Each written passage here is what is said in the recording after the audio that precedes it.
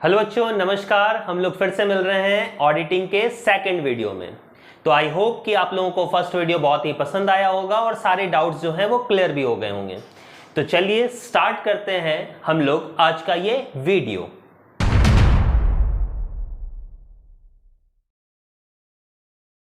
तो आज का सबसे पहला क्वेश्चन जो आप लोगों को पढ़ लेने हैं, उनके बाद वो पढ़ लेना है vouching. Vouching is the backbone of auditing. Explain what precaution should be taken by an auditor with examination of the voucher. तो सबसे पहले हम लोग को पढ़ लेना है वाउचर्स होते क्या हैं और वाउचिंग क्या होती है। तो हम लोग कुछ डेफिनेशन है वाउचर्स के, उसको पहले डिस्कस कर लेते हैं। वाउचर्स होता क्या है? तो बाटली बॉय जी कहते हैं, according to the J.R. Batliboi, voucher may be define as the documents evidence in support of any entry appraising in the books of accounts. ठीक है, एक एविडेंस है, एक क्या है, डॉक्यूमेंट्स है। इसको हम लोग थोड़े देहाती शब्दों में समझते हैं। समझिए, मान लो कि किसी भी बुक्स में जब अकाउंट में एंट्री की जाती है या किसी कंपनीज में जब एंट्रीज की जाती है, तो कंपनीज में एंट्रीज कैसे की जाती है? आप लोग बोलोगे सर अभी तो हम लोग एंट्री करते हैं, क्वेश्चंस देखते हैं, डेट वाइज नोट डाउन कर देते हैं। बट याद रखोगे, जब कंपनीज में, फर्म में, आप संस्था में जाओगे एज अकाउंटेंट या सीए बनकर, और जब आप एंट्री करना होगा तो आप एंट्री कैसे करोगे? वहां तो कोई भी क्वेश्चंस नहीं होता, तो कैसे एंट्री करोगे? तो आप बोलोगे सर ऑब्वियस सी बात है, ट्रांजैक्शन जितने भी होंगे रिकॉर्ड कर लेंगे। अब मुझे बताओ कि ट्रांजैक्शंस कौन करता है? एक अकेला इंसान ट्रांजैक्शन करता है या फर्म में सारे लोग ट्रांजैक्शन करते हैं? सर सारे लोग, कोई ना कोई खरीदता है, कोई बेचता है, कोई परचेज करता है, कोई प्रोडक्शन, तो हर कोई अलग अलग काम करता है। तो सर एक अकाउंटेंट इतने सारी चीजों को कैसे रिकॉर्ड करे? हर एक के पीछे तो घूम नहीं सकता। तो वो एक रूल बनाता है कि अगर कोई भी बिजनेस फर्म में ट्रांजैक्शन होगा तो पहले उसका एक वाउचर बनेगा। वाउचर मतलब होता है बिल। याद रखोगे, एक बिल बनाना। कभी भी आप सामान लेते हो, दुकानदार आपको बिल काट कर देता ना, वो उसके लिए वाउचर है, कितने का सामान उसने सोल्ड आउट किया, इतने डेट पर सोल्ड आउट किया, और उसके बाद वो उससे एंट्री बना देता है। जब भी हम लोग सामान खरीदते हैं, परचेज करते हैं, तो उसका इनवॉइस आता है। समझ गए ना? तो हर एक ट्रांजेक्शन के लिए हम लोग क्या करते हैं, पहले वाउचर्स तैयार करते हैं। जैसे फॉर एग्जाम्पल, मान लो मैं एक अकाउंटेंट हूं, मेरे पास एक एम्प्लॉय आता है सैलरी मांगने, तो मैं पहले उसका एक वाउचर तैयार करूंगा और उसमें लिखूंगा उसको मैंने सैलरी दी है, इतना सैलरी अमाउंट दिया है, इस डेट को दिया है, फिर वो उससे साइन करवा लूंगा। ये एक मेरे पास एविडेंस हो गया और इसके थ्रू फिर मैं सैलरी का एंट्री पास आउट करूंगा। एक ड्राइवर आता है, ऑयल तेल डलवाना है गाड़ी में, पेट्रोल डलवाने हैं, मैं उसको देता हूं वाउचर बना के और उसको पैसे देता हूं, और जब वो वापस आता है तेल डलवाकर, तो उसके जो बिल होते हैं आपका ऑयल का, तो उस बिल को मैं क्या करता हूं, पेट्रोल के बिल को मैं उसमें वाउचर्स में अटैच कर देता हूं, ताकि कभी भी कोई प्रॉब्लम हो, कोई इशू हो, तो फिर मैं उससे मैच कर पाऊं कि किसने कब तेल डलवाया था। समझ गया? तो हर एक ट्रांजैक्शन, किसने सामान खरीदा था, किसने सामान बेचा था, क्या हुआ था, अगर मान लो कि हमारा ट्रक से सामान आ रहा है तो किसने लोडिंग, किसने अनलोडिंग, इनवॉइस, सारा कुछ हम लोग वाउचर्स में रिकॉर्ड कर लेते हैं और उस वाउचर से कहीं ना कहीं हम लोग फिर अकाउंटेंसी में एंट्रीज पास आउट कर लेते हैं। समझ में आ गया? तो ये होती है वाउचिंग, जो एक एविडेंस की तरह काम करता है। ठीक है, समझ में आ गया? अब देखोगे इसके आगे हम लोग पॉइंट्स पढ़ते हैं। जैसे इसके टाइप्स क्या क्या है, देखो, वेजेस शीट हो गया या कॉन्ट्रैक्ट हो गया, पेरोल हो गया, इनवॉइस हो गया, कॉपी ऑफ ऑर्डर हो गया या इनवॉर्ड्स बुक्स हो गया। ठीक है, ये सारे हैं। Copies of invoice, outward books, ये सारे जो हैं, क्रेडिट नोट, डेबिट नोट, ये सारे वाउचर्स के एग्जांपल हैं, जो भी हमारे पास बिल होता है। जैसे मैंने बताया था ना कि अगर मैं किसी फर्म में जा रहा हूं ऑडिटिंग करने, तो मैं क्या क्या चेकआउट करूंगा। तो सबसे पहले मैं वहां पर देखूंगा, वाउचर्स को मैच करूंगा, तो वाउचर्स के थ्रू ही एंट्रीज की गई होगी बिल के अकॉर्डिंग ही, तो बिल से मैच करूंगा। फिर सारे एसेट्स को मैच आउट करूंगा, सारे एसेट्स का बिल होगा मेरे पास, उससे मैच आउट करूंगा कितने में खरीदा गया है, कब खरीदा गया है, कितना क्या है, तो हर एक चीज को मैं उसके थ्रू चेकआउट करूंगा। इसलिए कहा गया है कि वाउचिंग जो है वो backbone of the auditing. Auditing check कैसे होगा? तो सर ऑब्वियस सी बात है, वाउचर होगा तो ही चेक हो पाएगा। ये सारी चीजें यहां पर बताई गई है। अब कहता है कि कौन कौन से पॉइंट्स हैं जब आपको ध्यान रखने हैं वाउचिंग करते समय। पहला लिखता है, by the name of the concern audit under audit.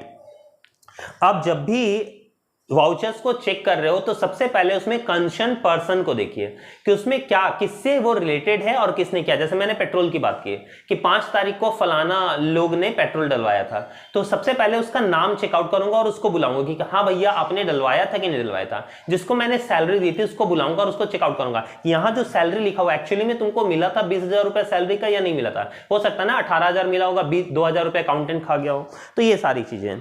दूसरा है नंबर, सीरियल नंबर, आपको ध्यान देखना है कि हर एक वाउचर का सीरियल नंबर है या नहीं है, कहीं 20 से तो कोई गायब नहीं है, या दूसरा वाउचर नंबर तो नहीं लिख दिया गया है। अगर दूसरा लिख दिया गया मतलब कहीं और वो जेरोक्स करवा के या फ्रॉड या फिर कोई चीट हो रहा है वहां पर और दूसरा वाउचर्स यहां पर डाला गया है।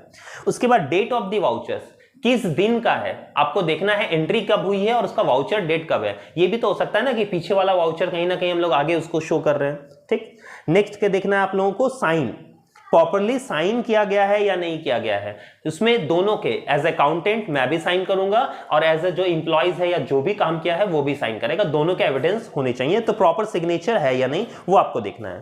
कंसर्न विद द बिजनेस, क्या वो बिजनेस से रिलेटेड है या नहीं है, कि बिना बिजनेस से रिलेटेड और फिर भी मैंने खर्चों में दिखा दिया है, फिर भी मैंने उसका वाउचर बना दिया, ये भी ध्यान रखना है।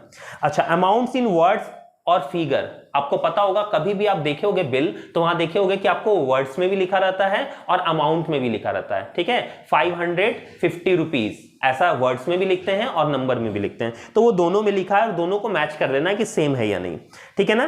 कैंसिल वाउचर, अगर कोई वाउचर कैंसिल किया गया तो उसको भी प्रॉपर तरीके से चेक करना है कि वो कैंसिलेशन हुआ है या नहीं हुआ, और हुआ है तो उसका जो रिसिप्ट है नेक्स्ट वाला वो कहां है। ऐसा तो नहीं है ना कि किसी को मैंने दे दिया वाउचर और एक, क्योंकि वाउचर देखो बिल जो होता है ना वो दो बोथ साइड होता है, एक मेरे पास रहता है एज एविडेंस के लिए और एक सामने वाले पार्टीज को दे दिया जाता है, तो ये भी चेकआउट आपको करना है। ठीक है।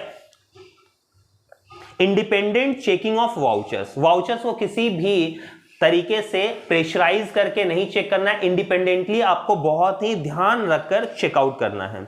सिंगल यूज ऑफ वाउचर, आपको यह देखना है वाउचर्स को कि उसका जो यूजेस है वो कहां कहां है, एक वाउचर को एक ही जगह यूज किया गया है या बहुत सारी जगहों पर यूज कर दिया गया है, ये भी देखना है। तो एक वाउचर को एक ही सिंगल यूज में ही आपको यूज करना है, ये भी बातें आपको ध्यान में रखनी है। ठीक है।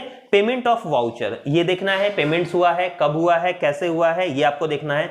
प्रिंटेड वाउचर्स, कौन सा वाउचर्स कैसा है, कौन सा प्रिंट है, इसको भी देखना है वो मैच करता है या नहीं करता है, या इसमें अगर आपको प्रिंटेड जेरोक्स वाउचर डाला गया, जैसे मैंने भी बताया कि दूसरे वाउचर्स को भी डाल दिया जाता है, तो कहीं ना कहीं फ्रॉड का साइन देता है।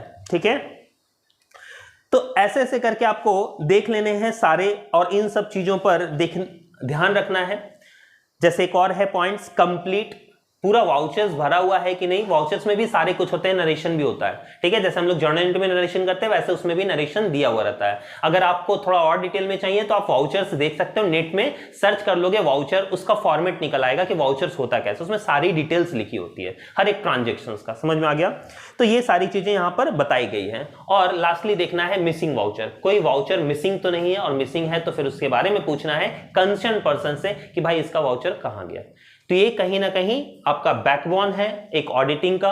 ऑडिटिंग करने के लिए आपको वाउचर्स चाहिए, तो वाउचर्स पढ़ लोगे और वाउचर्स को चेकआउट करना ही वाउचिंग कहलाता है।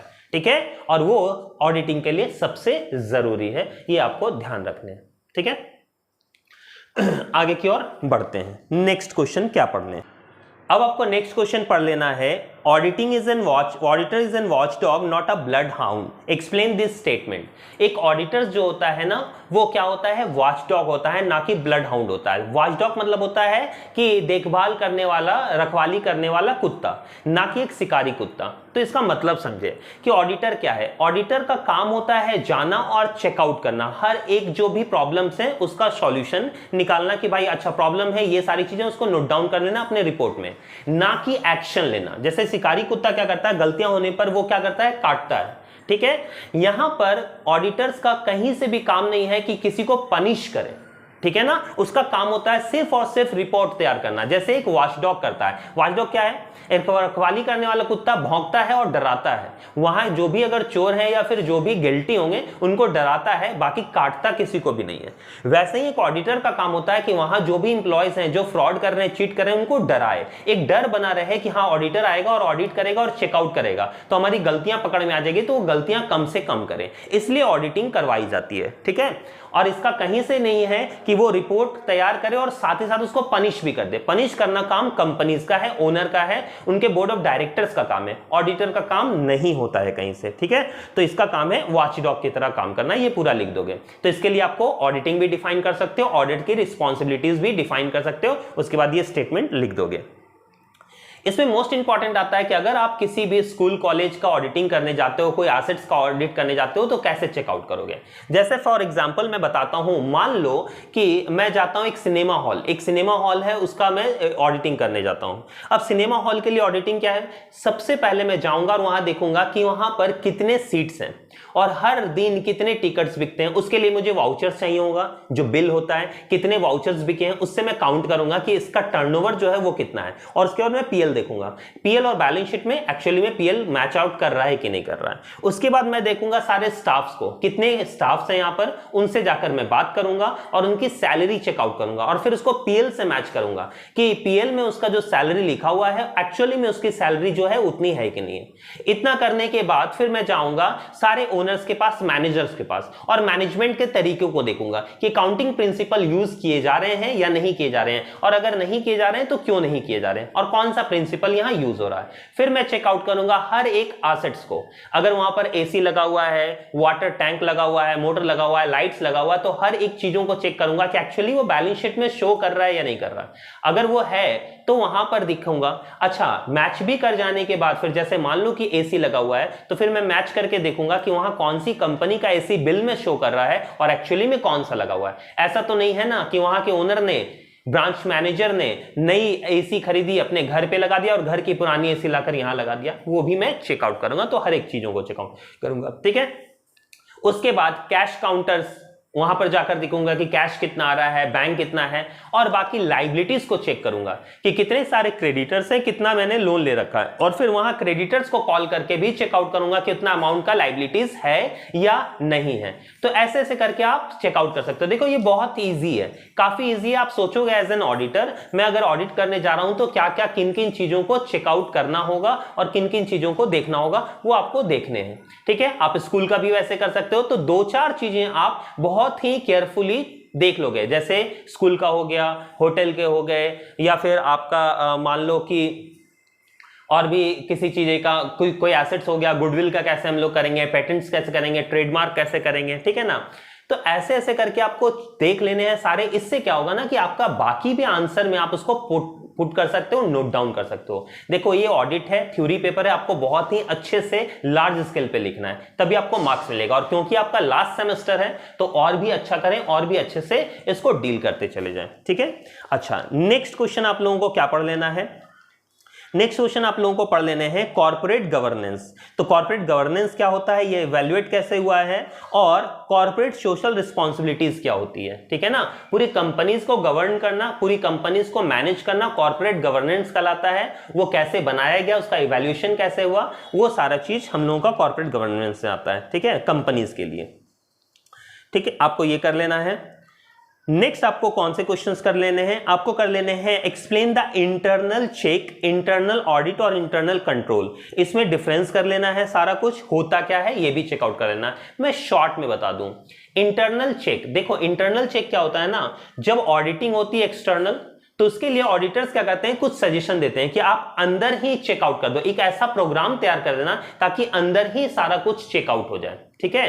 फॉर एग्जाम्पल मैं एक छोटा सा एग्जाम्पल बताता हूं। मान लो कि एक बुक बनाने वाली कंपनीज है, अब उसका फाइनली जब बुक निकलता है तो वो पूरा प्योर निकले, बहुत अच्छे से निकले, वहां पर गलतियां ना हो, इसके लिए वो क्या करता है, एक ही इंसान को सारे काम नहीं देता, वो अलग अलग काम को बांट देता है। जैसे पेपर कोई और बनाएगा, प्रिंट कोई और करेगा, कटिंग कोई और करेगा, बाइंडिंग कोई और करेगा। एज एग्जाम्पल समझ लो, तो अगर कोई पेपर बना रहा है, ठीक है, और वही प्रिंट कर रहा है, वही कटिंग कर रहा है, वही बाइंडिंग कर रहा है, फाइनली बुक वही दे रहा है, तो अगर एक दो बुक ऊपर नीचे भी हो गया तो वो दोबारा मेहनत करने नहीं जाएगा, क्योंकि उसकी गलतियां वो कहीं भी छिपा देगा और बोलेगा हाँ भैया लॉट में इतना बुक हो गया, चला जाएगा। लेकिन अब समझो, क्योंकि अलग अलग लोगों को काम दिया गया है, तो जो पेपर बना रहा है वो आगे सिर्फ पेपर ट्रांसफर कर रहा है। अच्छा, जो प्रिंट कर रहा है उसको तो दिखाना है ना बॉस को, क्योंकि बॉस के सामने तो बताना है कि बाकी लोग कामचोर हैं, हम सबसे अच्छा हैं, हम सबसे बेस्ट हैं, तो वहां खराब पेपर वो निकाल कर फेंक देगा।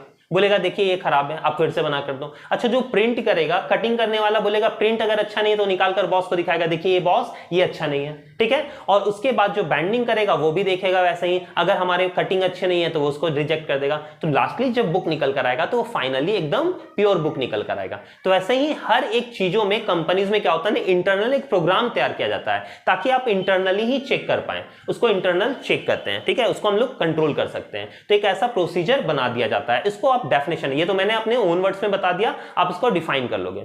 जैसे हम लोग अगर पैसे की बात करें तो पैसे में भी क्या होता है ना कि पैसा किसी और से लिया, ठीक है, कोई बिल और कोई काटा, रिसिप्ट कोई और काटा, मेंटेन कोई और किया, ऐसे करके इसको चेक किया जाता है। तो आप इंटरनल चेक, उसी को कंट्रोल करना, इंटरनल कंट्रोल, ये सारी चीजें देख लोगे, डिफरेंस बिटवीन देख लोगे। नेक्स्ट आप लोगों को पढ़ लेने हैं ऑडिट प्रोग्राम। देखो, आप लोगों को valuation of assets bye an auditor देख लेना है, ऑडिटर कैसे कैसे हर एक एसेट्स का वैल्यू करता है, मैंने बता दिया, इसको भी चेकआउट कर लोगे। और लास्टली पढ़ लोगे क्या, ऑडिट प्रोग्राम को। Audit program, what is the audit program, what precaution should be taken in detail of audit program, discuss the its merits और डिमेरिट्स। तो सबसे पहले हम लोग डिस्कस कर लेते हैं सर ऑडिट प्रोग्राम होता क्या है। तो ऑडिट प्रोग्राम का डेफिनेशन अगर नोट डाउन करना है तो आप नोट डाउन कर सकते हो। An audit program is a list generally in detail of steps to be followed in course of examination. It control the nature and extent of examination, aids arranging, timing, distributing the work, guide and possible omission and duplication and provide the parts of the evidence of work done। ये कहता है कि एक programme तैयार करना जिसके through हम audit कर पाए। ऑडिटिंग करने का एक तरीका कि पहला स्टेप क्या होगा, दूसरा स्टेप क्या होगा, थर्ड स्टेप क्या होगा, और स्टेप बाय स्टेप काम कैसे होगा, इस काम को कौन करेगा, काम को बांट देना ताकि डुप्लीकेशन यहां ना हो या ओमिशन यहां ना हो। ऐसा ना हो कि काम फिर कोई भी नहीं किया या हर कोई वही काम कर दिया। तो हर एक प्रोसीजर बना लेना, एक तैयार कर लेना, प्रोग्राम ही ऑडिट प्रोग्राम कहलाता है, ठीक है। इसका अदर वर्ड्स में लिख सकते हो, an audit program is an written plan, एक लिख लेते हैं हम लोग प्लान को, of action design by the auditor. कौन बनाता है, auditor. To see that all books of accounts have been audited properly, ये देखने के लिए कि सारा बुक्स ऑफ अकाउंट जो है ना प्रॉपर वे में तैयार किया गया है या नहीं तैयार किया गया है, या तैयार हो रहा है या नहीं तैयार हो रहा है, ठीक है। And the work is over in time, सही समय पर काम पूरा हो जाए, इसलिए वो एक प्रोसीजर तैयार कर लेता है टाइम वाइज कि इतने समय में इतना काम कर लेना है, इतने समय में इतना काम कर लेना है।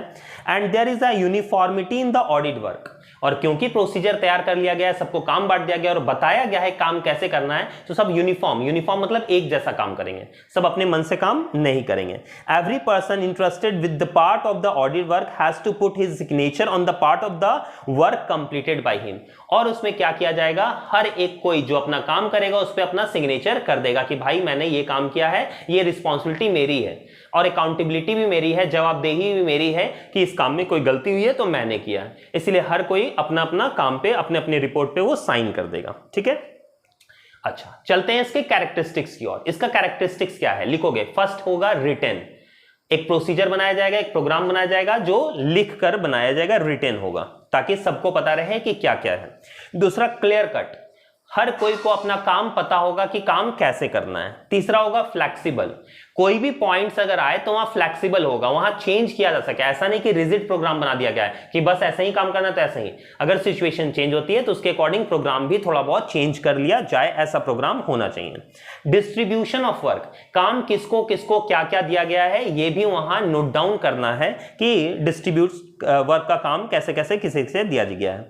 Fixation of audit staff responsibilities, audit जो कर रहे हैं उसके स्टाफ, देखो जो सीए होता है जो ऑडिटिंग करता है वो अकेले काम नहीं करता, उसका एक पूरा टीम होता है, तो उसके टीम मेंबर्स जो हैं, स्टाफ मेंबर जो हैं, उसको रिस्पॉन्सिबिलिटी क्या दी गई है वो भी उसमें लिखा हुआ रहता है किसको क्या काम करना है। ओवरऑल चेकिंग, एक प्रोग्राम तैयार करना जिसमें हर कुछ चेकआउट होता चला जाए, जैसे मैंने अभी बताया इंटरनल चेक खुद ही अंदर में चेक हो जाए, फिर बाहर में आपको चेक कर लेना एक्सटर्नल के लिए, तो वैसे ही एक प्रोग्राम तैयार करना तो जो उसमें ओवरऑल चेकिंग होता चला जाए एक दूसरे से। Examination with the original voucher, हमेशा याद रखें इसके लिए मोस्ट इंपॉर्टेंट है वाउचर। ये आप पॉइंट कहीं भी लिख सकते हो, क्योंकि ऑडिटिंग करने के लिए सबसे मोस्ट इंपॉर्टेंट होता है वाउचर। तो वाउचर की ओरिजिनल वाउचर से इसको मैच आउट भी करते चले जाएंगे।